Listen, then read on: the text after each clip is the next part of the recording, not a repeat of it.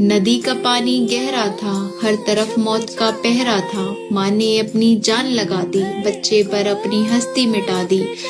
अपनी जैकेट के सहारे वो लड़ती रही मौत से। सोचा था बच्चा बच जाएगा, फिर से आंगन मुस्कुराएगा। पर किस्मत ने ऐसी चाल चली, दोनों की दुनिया उजाड़ चली। जब पानी से शब बाहर आए, दोनों एक दूजे में थे समाये।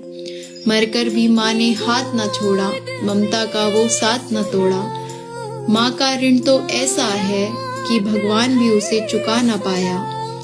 यह मंजर उन बेटों को देखना चाहिए जो माँ को घर से निकालते हैं, जो वृद्धा आश्रम की तरफ राह दिखाते हैं, माँ का उपकार भूल जाते हैं।